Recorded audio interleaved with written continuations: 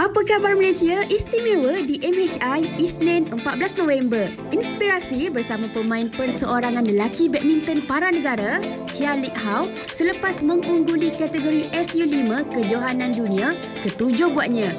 Kehangatan PRU 15 semakin dirasai. Berbaki kurang daripada 7 hari, sejauh mana insentif yang diberikan untuk memancing pengundi boleh diambil dan tidak salah daripada segi undang-undang. Di sebalik kemeriahan PRU, ada rezeki tambahan untuk peniaga tempatan. Ketahui apakah bisnesnya dan hasil yang diperolehi. Okey, bismillahirrahmanirrahim. Assalamualaikum warahmatullahi wabarakatuh. Selamat pagi. Itu dia tadi, anda dah pun mengetahui apakah yang akan kami tampilkan pada hari ini di Malaysia hari ini. Hari Isnin 14 November 2022. Bertemakan saya Fazli dan juga salah sebut. Hazrina Kasim. Yeah. Dan yang pastinya hari ini kita nak bawakan pelbagai rangkuman menarik untuk anda saksikan sendiri. Dan sebelum kita nak bercerita lebih lanjutlah, kita tahu bahawa keadaan sekarang ini, kalau kita perhatikan cuaca dah pun masuk November ni, dah masuk ke musim tengkujuh, monsun. Kami nak nasihatkanlah kepada anda mungkin di kediaman-kediaman yang tinggal di lokasi yang berisiko banjir, boleh buat persediaan awal. Bukan kita nak menakut-nakutkan, tapi sekurang-kurangnya persediaan awal ni boleh membantu anda untuk bersiap siaga. Sebab kalau kita lihat di pantai timur, kemudian di utara juga, di selatan, di Johor, turut tidak terkecuali baru-baru ini menghadapi banjir kilat. Ya, bagi mereka yang mungkin keadaan macam setiap tahun rumah mereka dinaiki air, sudah pastinya mereka dah pun mengetahui tempoh-tempoh untuk mereka ini bersiap sedia sekiranya berlaku banjir. Tetapi kalau kita ikutkan ramalan daripada Met Malaysia mengatakan bahawa ada tempat-tempat yang sebelum ini tidak dinaiki air, tapi disebabkan limpah-limpahan hujan yang sangat-sangat tinggi dan juga keadaan banjir kilat dan sebagainya. Jadi berkemungkinan juga perumahan kita juga akan dinaiki air. Jadi semua orang sekarang ni perlu bersiap sedia lah. Bukan saja orang-orang yang berada dekat sekitar. Dulu orang cakap kalau misalnya kena banjir ni sebelah pantai timur. Tapi sekarang kita tengok dekat KL sendiri, dekat Shah Alam sendiri pun dah dinaiki air. Jadi kita kena waspadalah dengan apa saja amaran yang dikeluarkan. Bila FAD menyentuh tentang 14 November, kita sedia maklum bahawa bagi anda pengguna setia LRT, patutnya tertangguh sehingga esok hari. Tapi berita baiknya hari ini dah pun boleh menggunakan LRT seperti biasa. Dan pastinya ini memudahkan perjalanan mereka untuk ke tempat kerja. Kalau kita dengar sebelum ini, ramai juga mengambil masa yang lama sebab akibat daripada tertangguhnya perkhidmatan LRT ini sampai ke 3-4 jam nak ke tempat kerja. Alhamdulillah hari ini laluan Kelana Jaya sudah pun dibuka kembali beroperasi untuk anda semua. Jadi terus dapat pergi ke tempat kerja dengan lebih selesa tanpa menghadapi kesesakan jalan raya. Itu tentang laluan Kelana Jaya lah. Betul. Dan kita harapkan bahawa ini salah satu daripada tindakan yang harus kita buat, contohnya daripada Pihak Rapid KL sendiri untuk menganalisa apakah kerosakan-kerosakan, mungkin ada kesilapan teknikal dan sebagainya untuk mereka menganalisis supaya perkara ini tidak berlaku lagi. Sebab apa? Sebab kita lihat tadi awak kata ada 3-4 jam terkandas. Saya ada baca ada orang berjalan kaki sejauh 26 km. Ada yang kena ragut disebabkan kerosakan LRT dan sebagainya kan. Jadi kita tak naklah peristiwa ini berulang kembali. Tapi saya menarik juga, saya nak buka balik sebab ini saya nak ingatkan ada pampasan yang diberikan kepada pengguna LRT, khususnya kepada pengguna Mile 50, pengguna kad Tacenggo dan juga pengguna token. Ada pampasan yang diberikan untuk mereka. Jadi ada juga percuma 7 hari. Okey, alright, kita besarkan sikitlah Okey, ini dia untuk pengguna M50. Okey, besar sikit. Mile 50. Besar sangat pula. Ni dia. Nampak tu. Jadi anda lihat dekat sini, pengguna akan diberi tambahan perjalanan percuma selama 7 hari apabila memperbarui PAS Mile 50 setelah tamat tempoh. Jadi kepada 20 November lah maksudnya kan. Betul. Kepada pengguna Tacenggo juga dan juga pengguna token. Saya biasa Tacenggo lah. Saya rasa semua orang sekarang dah ada Tacenggo kan. Tapi kepada anda yang tidak menggunakan Tacenggo, pengguna token pun diberikan papasan selama 7 hari perjalanan percuma. Dan kita nak bawakan pelbagai topik menarik. Sebenarnya ini juga menyentuh tentang PRU. Kita tahu lagi 5 hari di mana rakyat akan menjalankan tanggungjawab mereka, membuang undi, memilih calon dan juga parti yang dirasakan layak untuk memimpin negara pada penggal akan datang. Namun hari ini kita nak memberi fokus perbincangan kita menyentuh tentang pemberian insentif. Contohnya seperti kos pengangkutan, terutamanya bagi mereka yang nak balik ke Sabah Sarawak ni, kos penerbangannya memang sangat tinggi. Adakah kewajaran dari segi insentif ini diberikan ketika pilihan raya dan bagaimana? Adakah ianya menyalahi undang-undang SPR? Itu persoalannya bermain dekat fikiran saya sendiri. Sebab setiap kali datangnya pilihan raya umum, akan terfikirlah kalau balik kampung, ada tak parti-parti itu bagi duit tambang bas? Duit sarapan ke? Duit sarapan ataupun ada mereka bagi duit token dan sebagainya untuk pulang ke kampung. Kadang-kadang kita terfikir, itu rasuah ke tak? Dan anda kata, kalau kita turuti permintaan daripada parti itu, kita balik kampung, ambil. Tapi kita tak vote pun dia. Tu caranya pula tu. Sebab kita fikir, alah dia kan dia tahu pun. Ataupun ada parti-parti yang berbeza menawarkan ganjaran-ganjaran yang berbeza. Ini soal integriti setiap pengundi sendiri. Kita nak bawakan bagaimana pengundi ini melihat setiap insentif ataupun yang diberikan ini, adakah kewajaran untuk mereka menerima, dan jika mereka menerima, betul juga cakap Fad tu. Kalau tak mengundi, anda persoalkan integriti diri sendirilah. Betul. Kan? Dari segi bagaimana anda melihat persepsi ini, itu yang kita nak bawakan perbincangan di Malaysia hari ini sekejap saja lagi. Tapi Kak Fad, tiba-tiba saya rasa belum musim remang. Kenapa ke? Sebab tengok saya ke? Bukan sebab tengok awak. Sebab saya rasa aura seorang juara berada dalam studio pagi ni. Dah sampai dah. Dah rasa seram sejuk. Jadi juara itu yang dimasukkan oleh Rena sendiri adalah Chia Lek Hau, yang mana beliau telah pun memenangi Piala Kejohanan ataupun Johan Piala Dunia Badminton para. Ini buat kali yang ke-7. Hebat. Dan Chia Lek Hau sebenarnya bukannya orang yang kita lihat biasa-biasa, tetapi biasa-biasa. Tapi sebab apa? Sebab dia dah pun mendapat banyak kejuaraan daripada peringkat ASEAN, Asia, Kejohanan Dunia, dan sekarang ni beliau berusia 34 tahun. Muda lagi. Tapi ada segelintir pada kita yang beranggapan bahawa 30 lebih macam ni adalah tempoh untuk macam slow down, rehat dan sebagainya. Tapi kita nak tanya kepada beliau, adakah beliau nak teruskan lagi ataupun tidak? Tapi saya ada terbaca yang beliau sedang mempersiapkan diri untuk tahun 2024, 2 tahun lagi. Hebat. Semangat ini yang kita nak bawa sekejap lagi untuk menyuntik inspirasi pagi ini bagi penonton Setia Malaysia hari ini. Jangan ke mana-mana, kita akan bersama dengan beliau sekejap saja lagi. Tapi sebelum tu kita nak kongsikan bingkisan ini. Menarik. Ya, ini menarik kepada anda semua yang selalu pergi ke Korea. Kan? Selalu saya tak pernah lagi pergi, tapi rugi. Ya. Rugi. Kenapa? Awak kalau pergi awak rasa macam nak pergi lagi. Ya ke? Ya. Tapi saya takut saya pergi nanti orang keliru. Saya ni Korea ke Malaysia? Awak tak tahu kalau penerbit kita tu macam kampung halaman dia. Ya ke? Dia tak tahu lagi okey. Jadi kita nak bercakap tentang projek CSR oleh Korean Foundation of Cultural Exchange di Malaysia. Ini sebenarnya adalah untuk menggalakkan persahabatan antara Korea dan juga Malaysia. Bagaimana sebenarnya boleh meningkatkan taraf pendidikan bersama. Kita nak lihatkan paparan ini. Saksikan.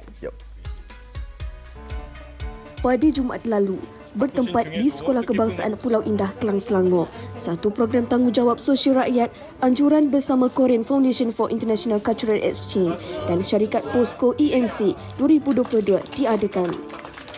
Projek ini turut mendapat kerjasama daripada beberapa badan bukan kerajaan bagi menyumbang ke arah pembangunan sosio-budaya dan menambah baik infrastruktur pendidikan budaya di Malaysia.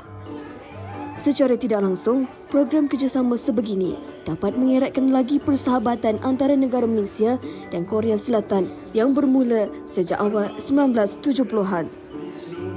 그래서 한국의 그 공공기관인 코피스하고 한국의 유수한 기업인 포스코가 힘을 합해가지고 해외에서 이 한국의 이 문화적인 어떤 기회를 제공하는 데 뜻이 있다고 봅니다. 그래서 한류는 일방 통행이 아니고 상호 교류, 쌍방 교류를 목표로 하고 있습니다.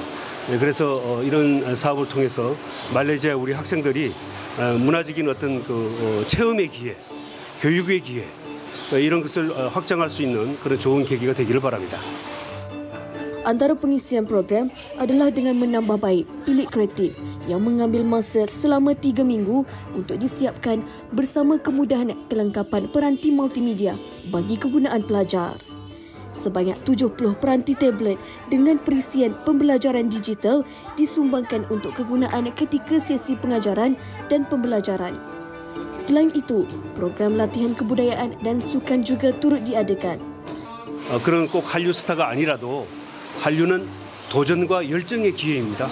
이런 도전과 열정을 통해서 우리 어린 학생들이 나아가서 앞으로 말레이시아의 유망한 문화적인 활동을 이끄는 인재가 되기를 바랍니다. perkembangan diri kanak-kanak haruslah seimbang daripada segi emosi dan fizikal melalui pelbagai pendedahan pengalaman yang mereka perlu lalui.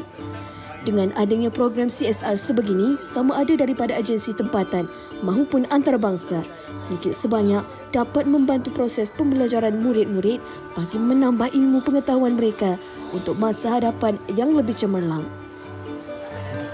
Baik, semoga usaha sama ini akan terus berjalan berkekalan sehingga akhirnya. Sebab kita lihat ada manfaatnya di situ. Bila cerita tentang Korea ni, woi, kat dalam studio tu meriah. Anak studio director minat K-pop.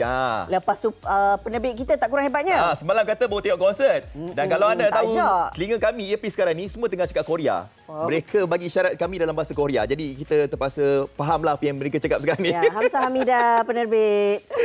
Okey, dan selepas ini kita nak bercakap, wow, ini dia inspirasi. Kita nak bersama dengan Chia Lik Hau bercakap tentang beliau yang mana beliau telah pun memenangi Piala Dunia Badminton. Semuanya selepas ini di MHI. Ya.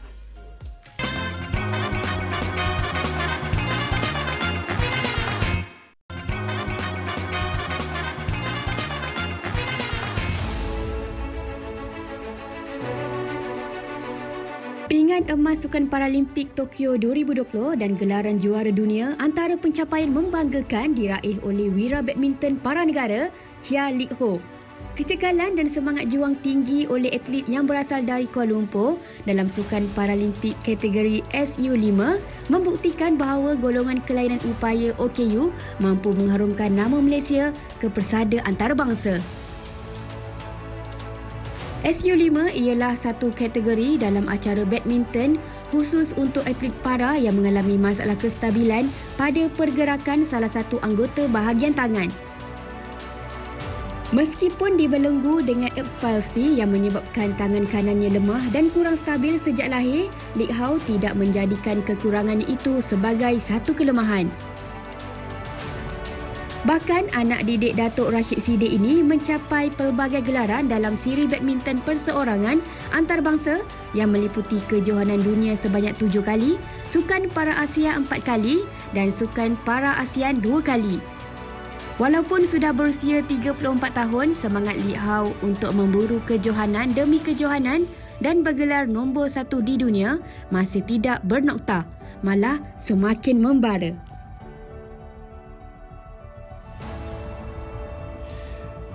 Ini dia, kita tak nak buang masa sebab masih bergemang dia seberdeguk je jantung. Berdeguk pula. Dah bergemang pula, berdeguk kencang pula. Sebab sebelah awak je pun. Itulah. Ini dia juara ataupun johan Piala Dunia Badminton para yang juga sebelum ini merupakan juara Paralimpik Tokyo 2022. Selamat datang kita ucapkan kepada Chia Lik Hau. Terima kasih. Ya, selamat datang. Tahniah. Ini dia jaguar Paralimpik dunia, pemain nombor 1 dunia sukan badminton berada di studio kita. Terima kasih. Tapi dia datang dengan tangan kosong. Itulah. Sepatutnya dia bawa lah. Tapi kalau bawa banyak sangat sebenarnya. Bawa nanti awak ambil gambar lebih-lebih tahu. Kan. Okey, jadi kita kita ucapkan tahniah kan. Saya mewakili semua yang ada kat sini dan juga Jutaan Rakyat Malaysia mengucapkan tahniah kepada anda. Jadi saya nak tanyalah kan, awak dah memang biasa dah masuk final, menang dan sebagainya. Tapi untuk pertandingan yang baru-baru ini di Tokyo tu, macam mana perasaan awak? Adakah awak rasa macam sebab apa pembacaan saya, awak dah lihat permainan lawan awak tu 3 tahun sebelum ini. Awak dah tahu bagaimanakah permainannya, gameplay dan sebagainya. Jadi ketika awak masuk gelanggang tu, perasaan awak bagaimana? Adakah awak rasa macam masih ada gementar ataupun awak macam dah tahu dah macam permainannya? Okey, walaupun saya bermain dah banyak kali di peringkat akhir di kejohanan dunia, tapi kita pun tak boleh underestimate lah, tak boleh pandang rendah opponent kita kan. So saya pun sebelum sehari perlawan akhir itu, saya pun ada menonton game strategi video dia, bagaimana nak menyerang ataupun apa yang kelemahan saya ataupun yang kehebatan beliau tu, so saya kena berwaspadalah semasa bermain dengan dia. Ya.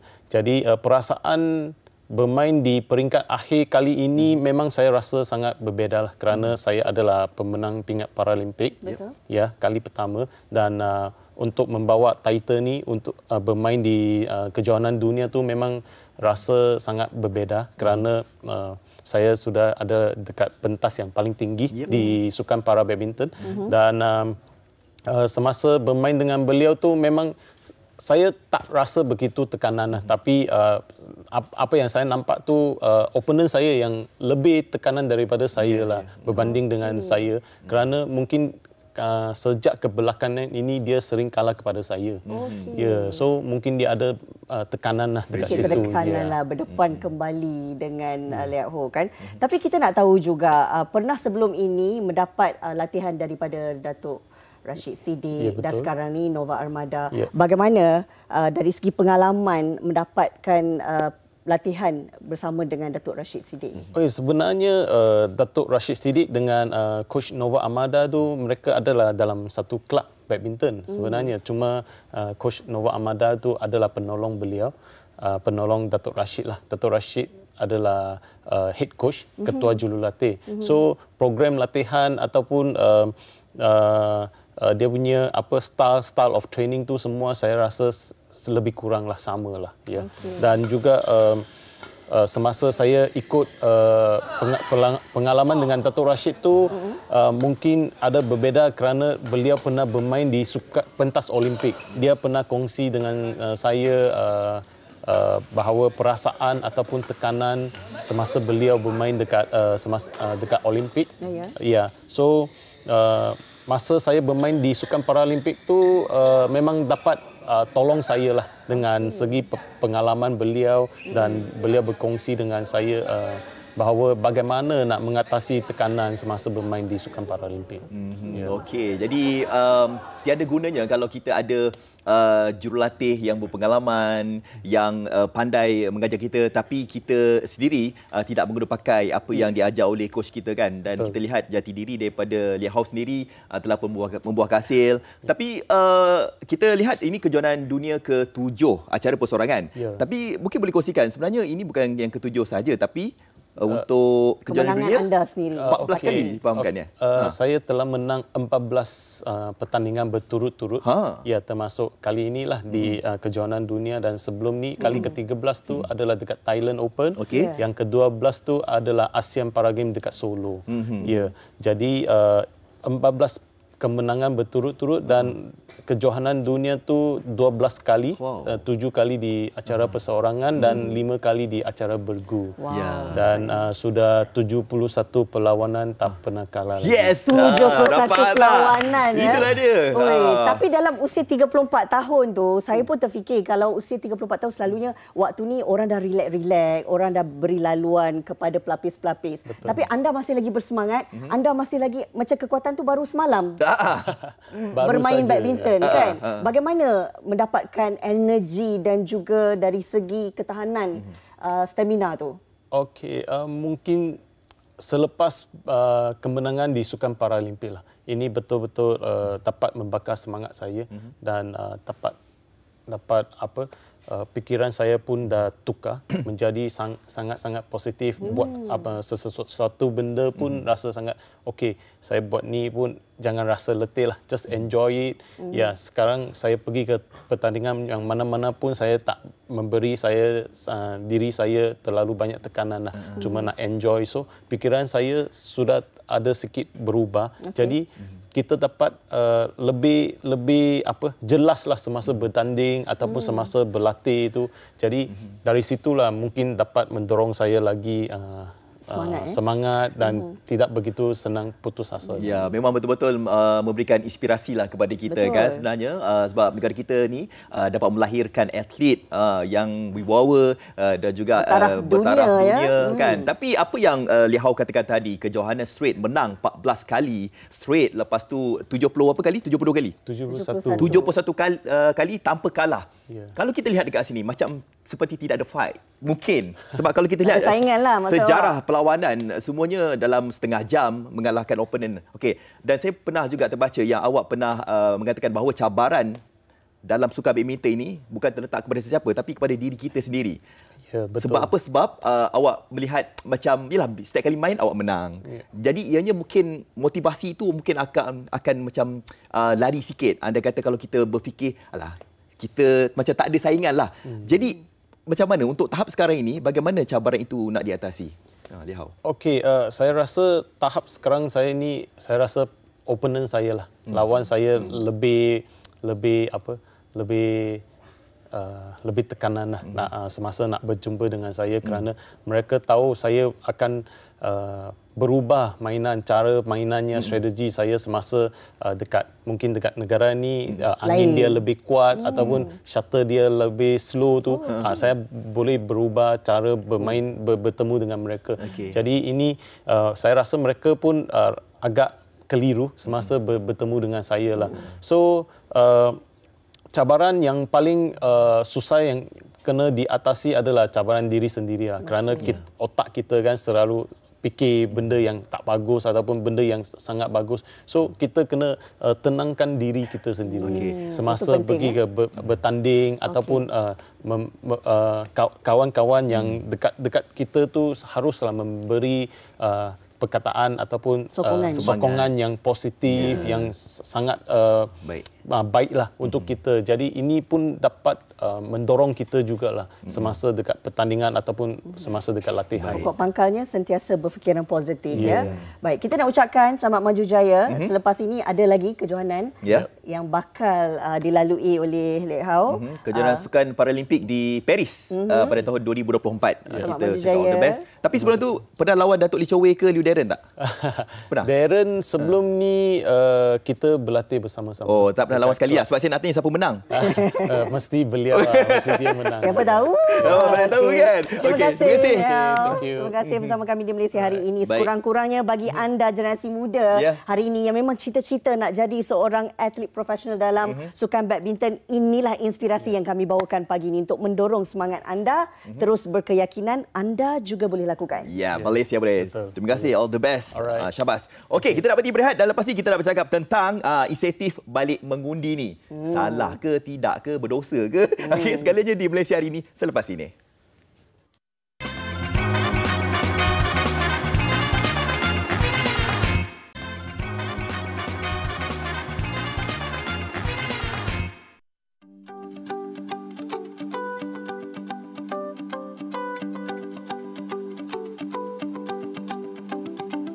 Saya akan mengundi balik USJ 8. Saya akan balik mengundi ke Seremban. Saya nanti akan mengundi dekat Ketereh, Kota Baru. Saya akan balik mengundi di Kuantan. Saya akan mengundi dekat kawasan Sungai Buloh.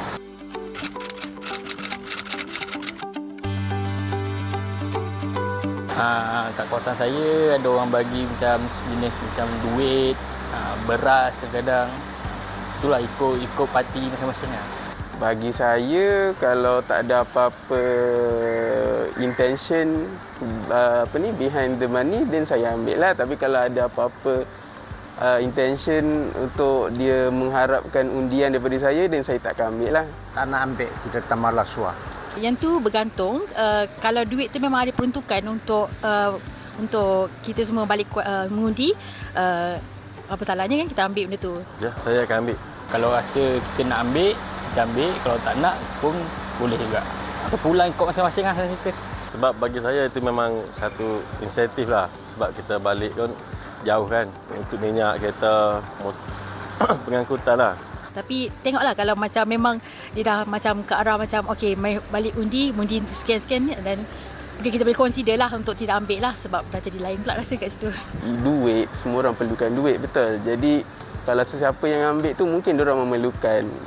Yang menerima mungkin diorang tak pasti sama ada itu sogokan ke rasuah. Tapi bagi saya yang salah tu orang yang memberilah sebab dia yang berniat untuk memberi. Kalau kawan saya ambil, lepas orang nampak dia ikut ambil juga, saya akan beritahu sama dia lah. Jangan ambil lah. Bagi saya, itu bukan sogokan sebab tak ada satu paksaan untuk undi mana-mana parti. Ini untuk lebih meringankan beban kita lah, balik mengundi jauh. Terpaksa ambil cuti. Masing-masing ada cara dia masing-masing. Tapi itu hak kita sebagai rakyat jugalah untuk fikir yang mana yang selayaknya lah untuk mengundi. So saya tak rasa benda tu actually impact. Tu masing-masing punya approach. Persoalan yang kami ajukan secara rambang kepada beberapa individu tentang pemahaman mereka berkenaan dengan insentif ini. Kalau diberikan, terima ataupun tidak. Bagaimana pandangan mereka? Adakah sekadar sebagai satu insentif untuk memudahkan, katanya untuk meringankan beban, atau sebenarnya ia boleh mempersoalkan integriti anda sebagai pengundi? Bukankah ada orang cakap tangan yang memberi lebih baik daripada tangan yang menerima? Tak ada. Itu kita akan cakap nantilah. Tapi untuk kepada semua parti, kepada semua calon, disarankan untuk berhati-hati serta memahamilah, serta kita lihat mungkin ada berlaku kesalahan sebab kita takut bahawa ada unsur-unsur rasuah di dalam pemberian. Ada cakap macam insentif, tapi insentif tu kita kena lihat daripada sudut yang positif lah kan. Okey, kita nak bercakap tentang insentif balik mengundi, dan untuk bercakap tentang perkara ini tak perlu untuk kita kenalkan lagi. Memang layaklah bercakap tentang perkara ini. Kita bersama tak datang ya. Lama tak datang. Lepas tu dah bertukar saya rasa penampilannya berbeza kali ini. Semakin segak. Kita bersama dengan Datuk Seri Akbar Abdul Sattar, mantan Presiden Transparency International Malaysia, ahli Lembaga Pengarah Institut Integriti Malaysia. Assalamualaikum Datuk Seri, apa khabar? Waalaikumsalam. Baik, alhamdulillah. Okey, bila dengarkan tadi antara pandangan dan juga mungkin ini luahan hati mereka sendirilah tentang soal insentif ini. Pertamanya, kalau kita boleh tafsirkan apa sebenarnya insentif dan adakah ia boleh dikaitkan dengan rasuah? Ada beza tak, Datuk Seri? Sebenarnya kita ada undang-undang yang spesifik, iaitu di bawah Akta Kesalahan Pilihan Raya 1954. So ada 3 section lah di sini. Cuma setakat ni tak pernah ada orang kena tuduh di bawah section-section ni. Padahal sejak tahun 54 lagi. So yang pertama dikenali sebagai section 8 tu sebagai penjamuan. Jamu.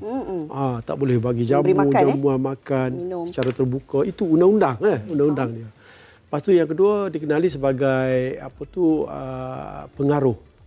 Pengaruh ni maknanya kita tak boleh ugut orang, kita tak boleh pengaruh dia, kita tak boleh tak bagi dia mengundi sebagainya. Ada undang-undang tu lah. Lepas tu yang ketiga bribery lah, rasuah, penyogok, sogok kan. Jadi maknanya kita tak boleh bagi untuk orang pilih kita dan sebagainya. Ada undang-undang yang tertera, tapi hukuman dia adalah begitu berat sekali, iaitu kalau dikena kepada pengundi ataupun calon kan, iaitu lebih kurang 2 tahun penjara, ataupun calon tu apabila disabit dia hilang dia punya status sebagai ahli parlimen dan sebagainya, dan satu lagi dia tak boleh mengundi 5 tahun. Itu undang-undang.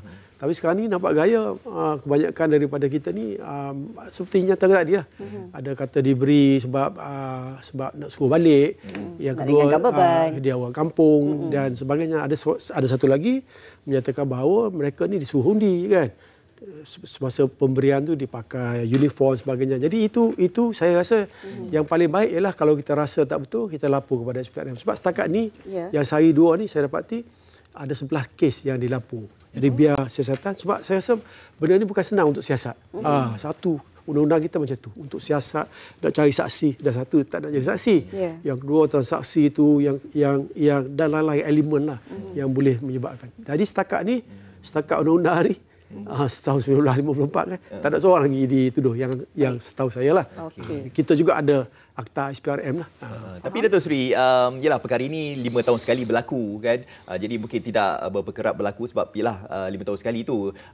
Dan untuk bercakap tentang insentif-insentif ni, ramai juga di antara kita yang bercakap tentang kalau andai kata pemberian itu secara tunai, contohnya wang ringgit. Wang ringgit itu barulah boleh dikatakan dikategorikan sebagai rasuah dan tidak bercakap tentang duit tiket bas ataupun duit untuk beli minyak dan sebagainya. Tapi berbentuk wang tunai itu yang menjurus ke arah rasuah itu. Bagaimana nak bagi perbezaan antara perkara itu? Saya rasa kalau ikut akta tadi, bukan duit saja, bahkan juga makan dan jamuan sebagainya pun termasuk. Cuma yang isunya di sini isu integriti lah kan. Jadi sepatutnya kalau kita tengok di negara-negara lain, kita dapati bahawa kalau nak mengundi kita guna sendiri. Tapi sini ada juga bercakap ini kita tak ada duit lah, kita punya standard of living tak apa tinggi dan sebagainya, kita perlukan wang. Itu merupakan satu batasan lah yang ada, yang menyebabkan ramai kebanyakan daripada parti-parti politik lah akan memberi kan. Itu merupakan satu masalah yang Yang saya rasa kita kena cari jalan yang terbaik lah. Bagaimana untuk menyelesaikan masalah ini ya. Yang ada juga parti-parti tak puas hati iaitu dengan memberinya maka sudah tentu ia akan mempengaruhi seseorang untuk mengundi. Jadi itu menyebabkan ada parti-parti yang kurang ada duit itu berasa tak puas hati lah. Tapi kalau diikutkan apabila Datuk menyentuh tentang Akta Kesalahan Pilihan Raya 1954 ini daripada dulu lagi menyentuh tentang penjamuan, pengaruhnya dan juga rasuahnya. Baik dalam situasi bak kata Fat tadi 5 tahun sekali dan kalaulah ia dilihat sebagai satu keperluan, adakah kemungkinan di masa depan pilihan raya yang ke depan ini perlu untuk kita ubah suai akta ini bagi memudahkan sebab kebanyakannya kalau sekarang ini 5.6 juta pengundi muda akan pulang mengundi dan kebanyakan mereka terdiri dalam kalangan penuntut-penuntut IPT yang mana mereka merasakan kalau nak balik contohnya Datuk ke Sabah dan Sarawak kos penerbangannya sudah tentu tinggi. Jadi adakah dari segi kewajaran untuk mengubah akta ini semata-mata untuk kita pastikan kelancaran proses demokrasi itu? Saya rasa itu satu cadangan yang baik sebab akta kita pun dah lama. Yang kedua ada juga akta-akta yang baru seperti yang dicadangkan semasa sebelum pilihan raya 2018 oleh Parti Barisan Nasional, satu pembiayaan keuangan dana politik. Itu bagus ya. Cuma saya dapati bahawa apabila akta ini yang dibuat kan, tapi apabila tahun 2018 dibawa kepada apabila parti-parti lain iaitu PH ambil alih, itu pun tak diimplementkan. Jadi masalahnya saya nampak di sini ialah akta ni selalunya parti-parti politik ni tengok akta ni merupakan satu perkara yang boleh ikat tekuk sendiri gitu. Jadi dia dah fikir, tapi saya rasa itu ada satu cara yang baik, terutama sekali dalam di kawasan-kawasan sinilah mungkin kita sediakan bas dan sebagainya untuk orang ramai. Itu boleh difikirkan oleh pakar-pakar untuk memudahkan. Yang kedua supaya tidak keluar tidak timbul lagi isu-isu integriti dan juga tomahan-tomahan yang boleh menyebabkan. Tapi satu kena ingat iaitu ini adalah merupakan satu integriti dan kalaulah kita dilapor dan juga disiasat oleh SPRM, mungkin kita merupakan orang pertama disabitkan ataupun disiasat dan juga didakwa. Itu juga kita kena berhati-hati. Dan lebih baik terutama sekali orang yang ada duit ni kan, kita pergi dengan wang sendiri, kita pergi dengan gentleman dan kita pilihlah parti yang kita fikir baik untuk negara. Dan saya oleh kerana transparansi international sebelum ni dan sebagainya, jadi saya lebih pentingkan kalau kita nak mengundi ni lebih pentingkan kepada calon-calon yang ada integriti lah. Sebab kita dapati bahawa selalunya kalau calon tak ada integriti ni kemungkinan besar lah. Semua parti lah, saya pun tak ada parti mana-mana. Kemungkinan besar untuk dia untuk mencari wang-wang yang tak apa betul tu adalah besar sekali lah. Ini merupakan satu perkara yang berlaku bukan sahaja di Malaysia, bahkan di luar negara. Itu sebabnya di luar negara kita dapati bahawa selalunya calon-calon yang tercala sikit lah. Dia tak akan masuk calon lah. Dia sendiri tak nak. Tapi negara kita ni pelik sikit lah. Jadi walaupun kita dituduh mahkamah dan percara pun masih lagi kita nak. Jadi kita nak. Sama ada masyarakat kita boleh terima tak terima itu lain hal. Tetapi ini adalah isu integriti lah. Okey, bercakap tentang isu integriti ni memang saban tahun memang kita dengar setiap kali pilihan raya akan ada sahaja orang kata apa peruntukan-peruntukan yang diberikan kepada pengundi-pengundi ini untuk menarik mereka pulang ke kampung halaman masing-masing kan. Tapi bagi pandangan Datuk Seri sendirilah kan, apa mungkin cadangan yang diperlukan untuk menarik minat pengundi ini untuk balik ke kampung tanpa memerlukan macam insentif dan sebagainya kan. Mungkin ada cadangan daripada Datuk Seri sendiri sebab ada juga yang mengatakan bahawa selepas ini mungkin berkemungkinan besar SPR mungkin mengeluarkan bajet mereka juga untuk menarik kita untuk pulang ke kampung. Bagaimana pula? Itu cadangan yang baik. Cuma kita dapati kalau kita berbalik kepada akta baliklah ya tadi dah 1954. SPR pun tidak mempunyai kuasa tau. Dia limited dia punya resources, tak mempunyai kuasa. Jadi kuasa itu diambil alih oleh kemungkinan besar oleh SPRM, polis dan juga SKMM. Itu. Tapi sudah tentu saya rasa apabila adanya pindaan kepada akta-akta kesalahan pilihan raya ni, saya fikir mungkin kita dapatkan idea-idea daripada pakar-pakar ni terutama seperti nyatakan tadi dari segi transport nak bagi insentif dan sebagainya secara yang official itu boleh lakukan. Itu sebabnya saya rasa untuk kita meminda dan juga membarui Akta Kesalahan Pilihan Raya 54 ni adalah begitu baik sekali demi untuk sebab akta dah lama 54 kan. So rakyat pun bijak sekarang, dan yang kedua kita dapati bahawa sudah tentu dengan adanya cadangan-cadangan baik daripada NGO, daripada parti-parti politik, ini boleh memberi kesan yang baiklah. Lebih daripada 70 tahun akta ini dan kalau ada penambahbaikannya mungkin boleh memudahkan dari semua. segi katalah dari segi pembelanjaan pilihan raya untuk adun kita tak boleh lebih daripada, kalau ikut akta kan, tak boleh lebih daripada 150,000. Okey. Untuk parlimen 200,000. Kita tengok berapa kita belanja. Ada satu kawasan tu dia katakan 2 juta, 3 juta kan. Jadi ini melanggar undang-undang, tapi adakah sebarang tindakan diambil? Itu satu perkara yang bagus soalan, sebab tidak ada tindakan yang diambil dan kita tak tahu siapa sebenarnya yang patut ambil tindakan. Sebab SPR tidak mempunyai kuasa, tidak mempunyai enforcement power, tidak mempunyai beberapa enforcer, tak boleh berlaku. Jadi itu sebabnya cadangan seperti kita gubal balik undang-undang tu, kita perbaikikan balik, sudah tentu kemungkinan besar SPR juga patut mempunyai enforcer sendiri kan, untuk menjalankan kegiatan-kegiatan kesihatan yang dilakukan.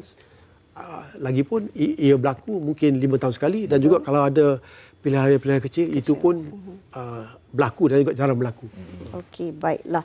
Dan semuanya bergantung kepada bagaimana calon dan parti itu sendiri betul-betul telus dan juga pengundi dari segi integriti mereka. Sedikit harapan bagi pengundi-pengundi di luar sana untuk Datuk kongsikan kepada mereka. Oleh kerana saya lebih kepada integriti, saya rasa kalau nak pilih integriti, sebab ini adalah untuk masa depan anak cucu kita.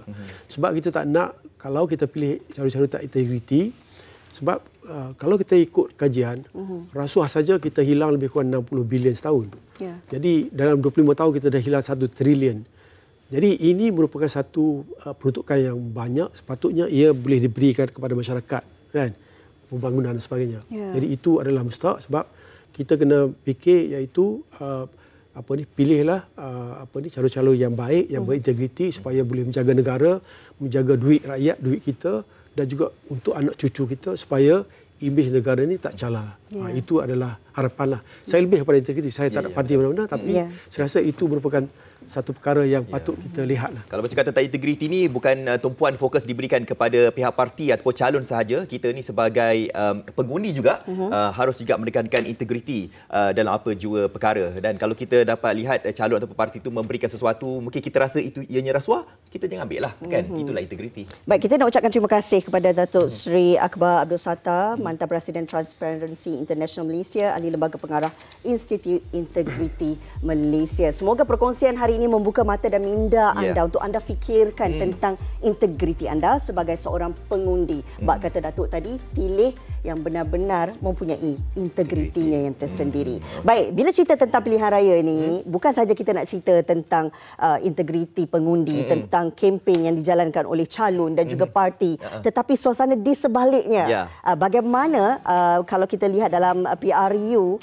ke-15 ini, banyak juga perniagaan-perniagaan yang orang kata dapat hidup kembali, dapat bernafas kembali. Betul. Contohnya seperti kita lihat poster-poster ahli politik, lepas tu ada bendera, flyers, cetakan gantung. Jadi ianya cetakan-cetakan ni kini berkembanglah ketika pilihan raya umum ke-15 ini. Jadi sebab sebelum ini waktu PKP memang mereka ni suram lah kan. Jadi mereka ni bernafas kembali ketika PRU ni. Jadi kita bercakap tentang rezeki PRU 15 untuk usahawan cetakan. Silakan.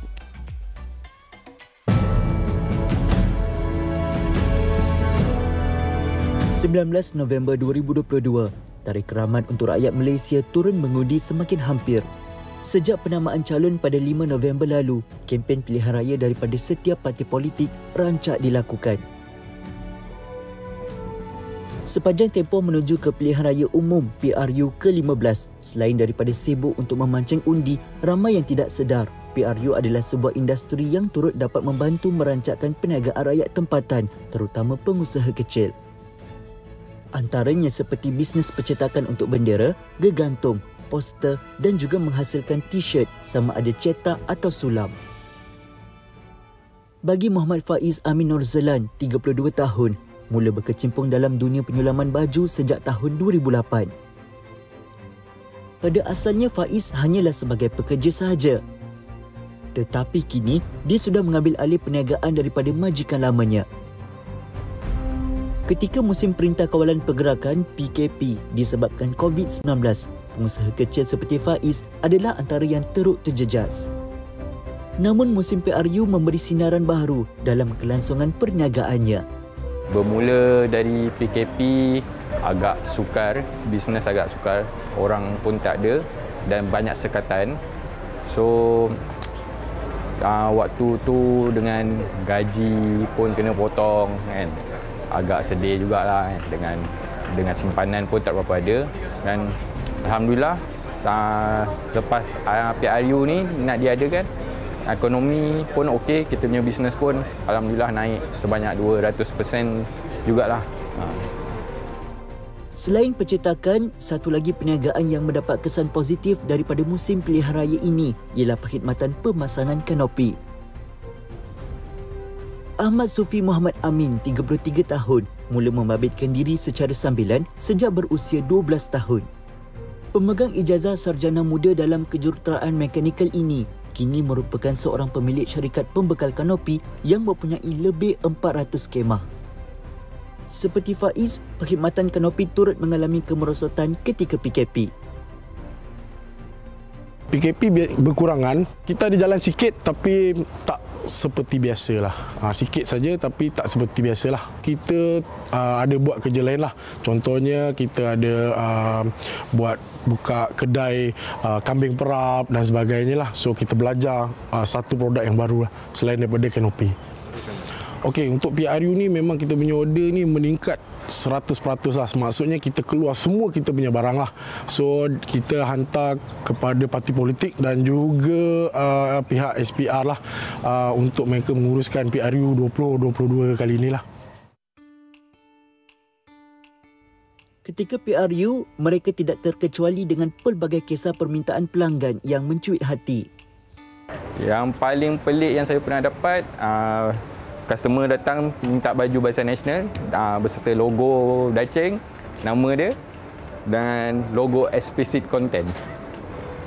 Okey, sepanjang PRU ni ada banyak kisah pelik-pelik. Ada yang order besi saja, canvas tak ada. Okey, ada yang order canvas saja, besi tak nak pakai. So, pada kami itu pelik lah sebab kita biasa hantar sekali package kan. Tapi ini adalah yang paling pelik sekali yang kita pernah dapat order macam ni lah. Menurut kenyataan daripada Suruhanjaya Pilihan Raya SPR, anggaran kos bagi pelaksanaan PRU 15 adalah kira-kira RM1 bilion. Ini menunjukkan PRU ialah satu industri yang agak besar nilainya walaupun diadakan hanya 5 tahun sekali. Apa yang pasti, selagi ada permintaan, adalah perkhidmatan yang dapat ditawarkan untuk menjana kewangan pengusaha kecil tempatan dan membantu ekonomi negara secara tidak langsung. Alhamdulillah. Jadi itu rezekilah buat mereka kan ketika PRU ni. Dan yang pastinya juga bersempena dengan PRU ke-15 ini, TV3 akan menyiarkan program mandat untuk memberi pelbagai maklumat dan juga kita nak berkongsilah perbincangan bersama dengan penganalisis politik. Dan jangan lupa untuk anda saksikan Mandat Rakyat 2022. Bermula hari ini 14 November jam 9 malam. Jadi bermula hari inilah hari Isnin. Jadi ianya akan disiarkan setiap hari sampailah waktu pilihan raya nanti ya pada pukul 9 malam di TV3. Jadi Mandat Rakyat telah pun dikembalikan.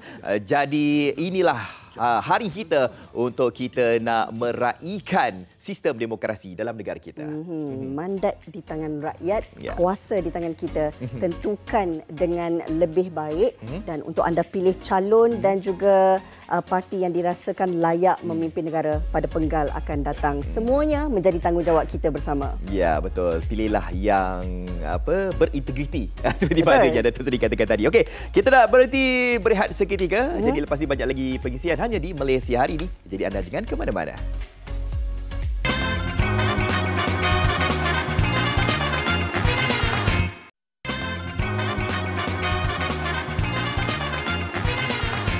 Baik, kita terus nak bawakan kepada anda ini berkenaan dengan pertandingan pidato.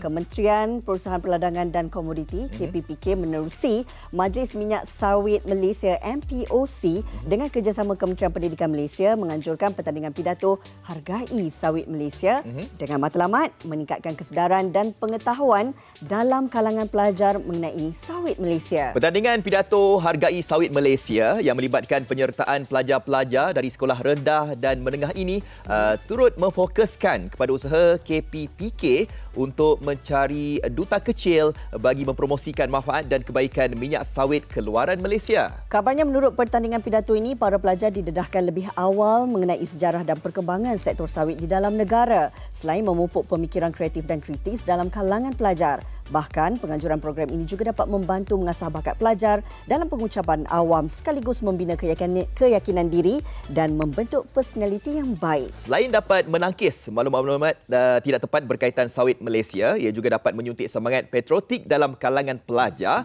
Seterusnya, mendorong mereka mempertahankan industri sawit Malaysia sebagai khazanah negara. Pertandingan pidato ini dijalankan dengan penyertaan secara dalam talian di mana peserta perlu menyampaikan pidato dalam video pendek dengan durasi 3 hingga 5 minit mengenai topik pilihan masing-masing berkaitan minyak sawit Malaysia. Penganjuran pertandingan pidato ini selari dengan pendekatan KPPK sebelum ini yang berhasrat untuk memberi pendedahan kepada pelajar sekolah berhubung fakta dan sumbangan sektor sawit menerusi pemberian secara percuma 300,000 naskah buku Mari Kenali Sawit kepada pelajar sekolah rendah dan menengah kerajaan serta swasta di seluruh negara. Sejumlah 1,828 penyertaan diterima dari semua kategori umur dan sejumlah 221 video disenarai pendek. Pemenang menerima hadiah berupa produk-produk berasaskan sawit sumbangan FGV Holdings Berhad. Video yang terpilih disenarai pendek mengikut kategori masing-masing dan dinilai berdasarkan kriteria berikut: kreativiti pembentangan slide, keyakinan menyampaikan pidato, ketetapan maklumat yang disampaikan, kefasihan pembentangan dan nilai promosi yang dibawa. Okey, berikut merupakan pemenang yang menerima markah tertinggi. Okey, untuk kategori bahasa Malaysia bawah 12 tahun, tahniah diucapkan kepada Nur Zara Lisha Adlina binti Abdul Zul Firman dari SK Dato' Hashim 2 Kelantan dan Jamiatul Khairia binti Abdullah SK Padan Indah Selangor. Itu kategori bahasa Malaysia bawah 12 tahun. Kita ada kategori bahasa Inggeris bawah 12 tahun, kategori bahasa Inggeris bawah 15 tahun dan kategori bahasa Inggeris bawah 18 tahun. Tahniah kepada semua pemenangnya. Dan pada masa yang sama, program Jelajah Mari Kenali Sawit turut dijalankan di 100 buah sekolah menengah di semenanjung Malaysia bagi menarik minat para pelajar menghargai hasil sumber komoditi sawit. Penerapan program ini sejajar dengan matlamat ke-9 Sustainable Development Goals ataupun SDG iaitu memperkasakan bidang industri, inovasi dan infrastruktur. Kementerian yakin menerusi penganjuran program pidato dan jelajah ini dapat membantu memperkasa dan mempertingkatkan industri sawit negara dari anasir dan persepsi negatif yang dibawa oleh luar negara ataupun negara luar, sekaligus membantu mempromosikan industri komoditi ke serata dunia. Okey, itu dia pertandingan pidato Hargai Sawit Malaysia menggalakkan pelajar untuk menghargai dan juga mempertahankan komoditi sawit dalam negara kita. Baik, kita nak sentuh antara topik-topik di dada-dada akhbar. Kita mulakan dengan Kosmo. Di muka hadapannya, pelacur tua minta bantuan 30 warga emas hidup bergelumang dosa selama berpuluh tahun mahu bertaubat, enggan lagi jual maruah. Jadi mereka memerlukan bantuan untuk kembali semula ke pangkal jalan. Okey, itu dia yang dipaparkan di Akhbar Kosmo. Okey, di Akhbar Utusan Malaysia pula.